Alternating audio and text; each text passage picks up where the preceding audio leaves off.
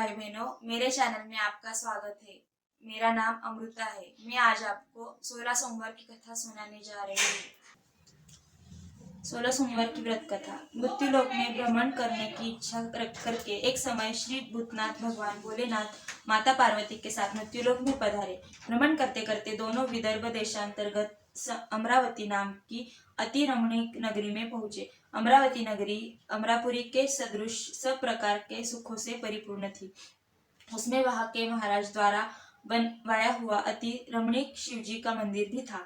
भगवान शंकर भगवती पार्वती के साथ उस मंदिर में निवास करने लगे। एक समय माता पार्वती भगवान भोलेनाथ को प्रसन्न देख मनोविनोद करने की इच्छा से बोली, हे महाराज, आज तो हम दोनों चौरस खेलेंगे।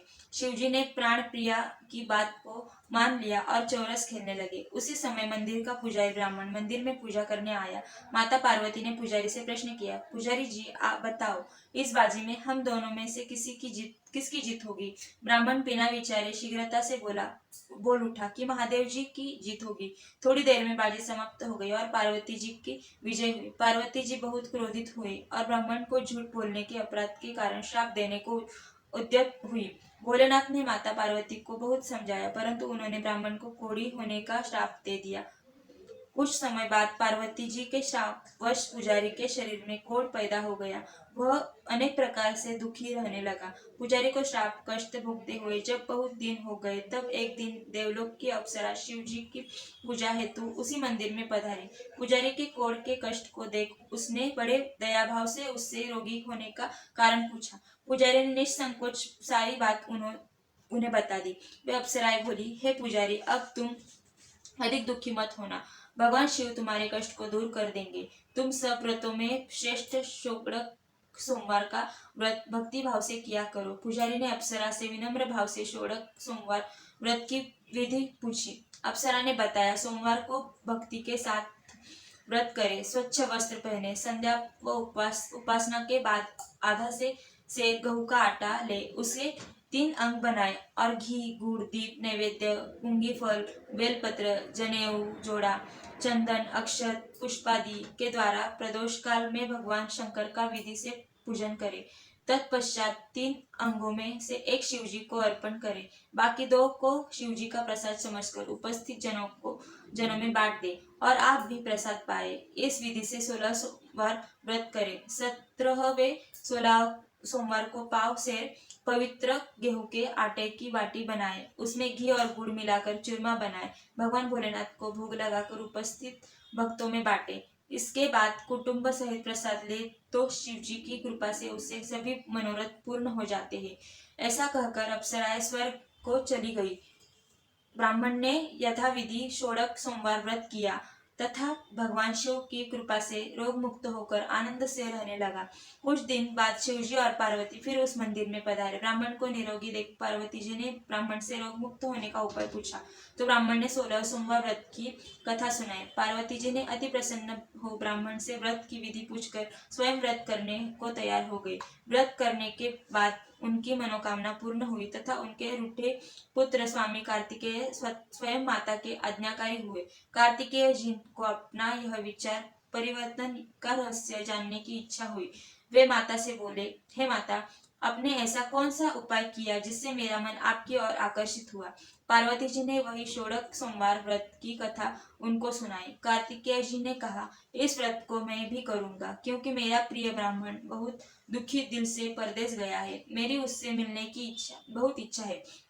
कार्तिकेय जी ने इस व्रत को किया और उनका प्रिय मित्र मिल गया। मित्र ने इस आकस्मिक मिलन का भेद कार्तिकेय जी से पूछा तो वे बोले, हे मित्र, हमने तुम्हारे मिलने की इच्छा करके 16 सोमवार का व्रत किया था। अब तो ब्राह्मण मित्र को अपने विवाह की बड़ी इच्छा हुई। उससे कार्तिकेय जी से व्रत की विधि पूछी और यथाविधि व्रत किया। व्रत के प्रभाव से जब वह किसी कार्यवश विदेश गया तो वहां के राजा की लड़की का स्वयंवर था। राजा ने प्रण किया था कि जिस राजकुमार के गले में सब प्रकार सुधाकृत हथिनी माला डालेगी, मैं उसी के साथ अपनी प्यारी पुत्री का विवाह कर दूंगा।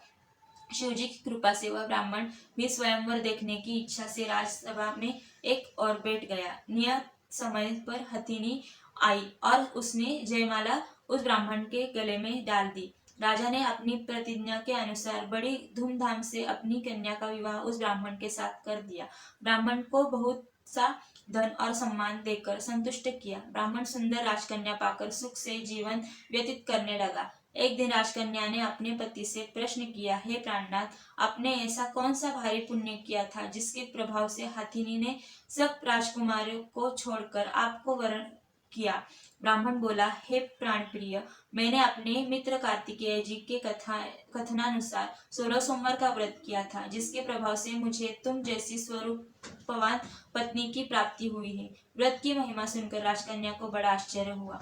वह भी पुत्र की कामना करके व्रत करने लगी। शिवजी की दया से उसके गर्भ से एक अति सुंदर, सुशील, धर्मात्मा और विद्वान पुत्र उत्पन्न हुआ। माता पिता दोनों ने उस देवपुत्र को पाकर अति प्रसन्न हुए और उसका लालन पालन भली प्रकार से करने लगे। जब पुत्र समझदार हुआ तो एक दिन उसने अपनी माता से प्रश्न किया कि हे माँ, तुमने कौन सा व्रत एवं तप किया है जो मेरे जैसा पुत्र तुम्हारे गर्भ से उत्पन्न हुआ?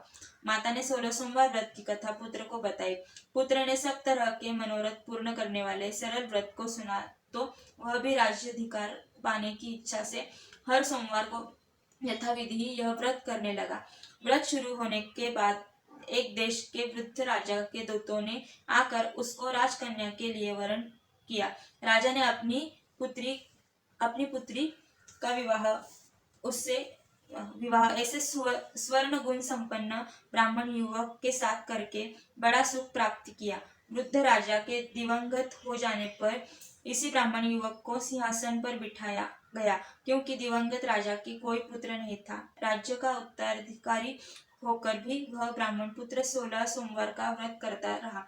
जब 17वां सोमवार आया तो विप्र पुत्र ने अपनी प्रियतमा से पूजन सामग्री लेकर शिव पूजा के लिए शिवालय में चलने को कहा, परंतु उसकी पत्नी ने उसकी आज्ञा का परवाह न की। दास दासियों द्वारा सब सामग्रियां शिवालय भिजवा दी, परंतु आप नहीं गई। जब राजा ने शिवजी का पूजन समाप्त किया तब आकाशवाणी हुई, हे राजा, अपनी इस रानी को राजमहल से निकाल दे, नहीं तो यह तेरा सर्वनाश कर देगी। आकाशवाणी सुनकर राजा के आश्चर्य का ठिकाना नहीं रहा। उसने मंत्रणा गृह में आकर अपने सभासदों को बुलाकर पूछा कि हे मंत्रियों, मुझे आज शिवजी की आकाशवाणी हुई है कि राजा तू अपनी इस रानी को निकाल दे, नहीं तो ये तेरा सर्वनाश कर देगी। राज्य में मंत्री तथा सभासद आदि सब विस्मय हो और दुख में डूब गए, क्योंकि जिस कन्या के कारण राज्य मिला है, राजा उसी को निकालने का जाल रच रहा है।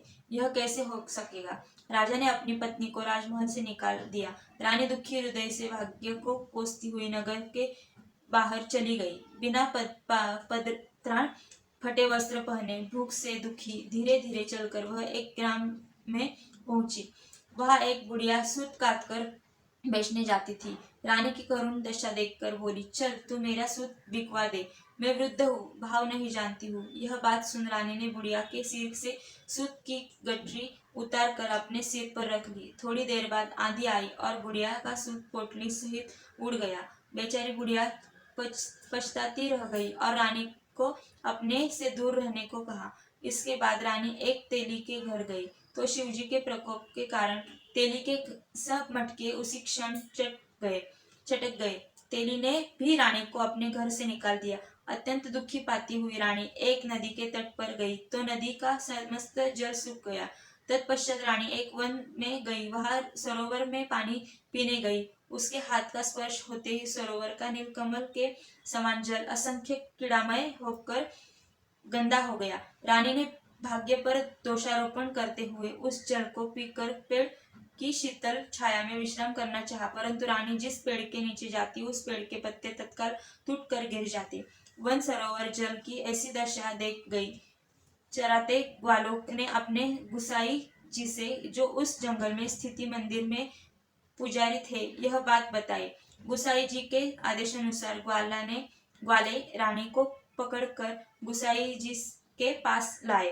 रानी की मुख कांति और शरीर शोभा देख गुसाई जी जान गए कि यह अवश्य ही कोई विधि की गति की मारी कुलीन स्त्री है।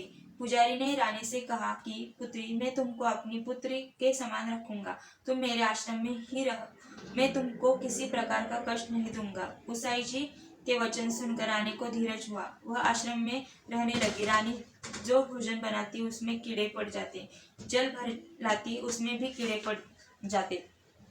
रानी की यह दशा देख गुसाई जी भी बहुत दुखी हुए और रानी से बोले, हे बेटी, तुम्हारे ऊपर कौन से देवता का कोप है जिससे तुम्हारी ऐसी दशा है।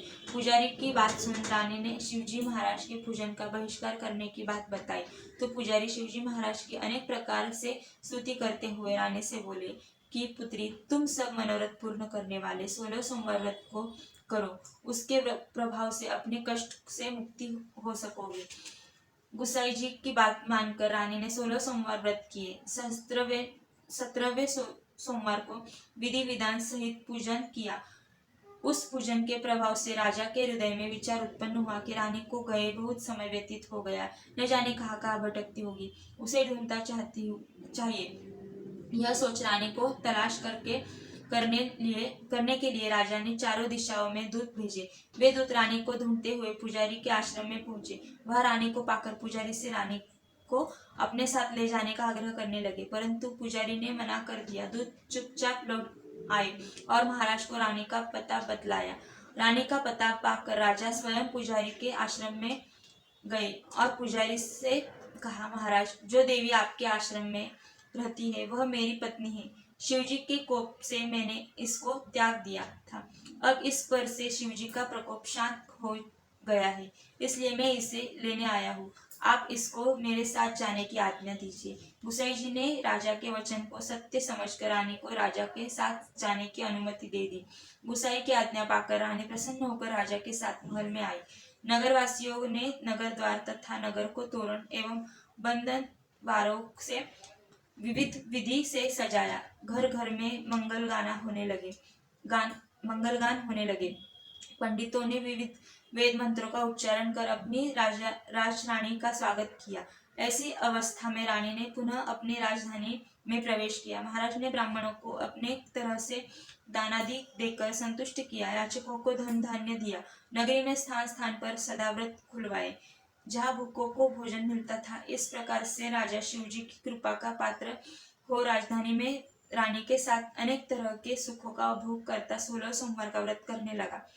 विधिवत शिव पूजन करते हुए इस लोक में अनेक सुखों को भोगने के पश्चात दोनों शिवपुरी को पधारे। जो मनुष्य मनसा वाचा कर्मणा भक्ति सहित 16 सोमवार का व्रत एवं पूजन इत्यादि विविध करता है, वह इस लोक में समस्त सुखों को भोगकर अंत में शिवपुरी को प्राप्त होता है। यह व्रत सब मनोरथ को पूर्ण करने वाली है। ओम नमः शिवाय। ओम नमः शिवाय। दोस्तों, अगर आपको यह वीडियो पसंद आया हो तो लाइक, शेयर और कमेंट करना ना भूलें। देखने के लिए धन्यवाद।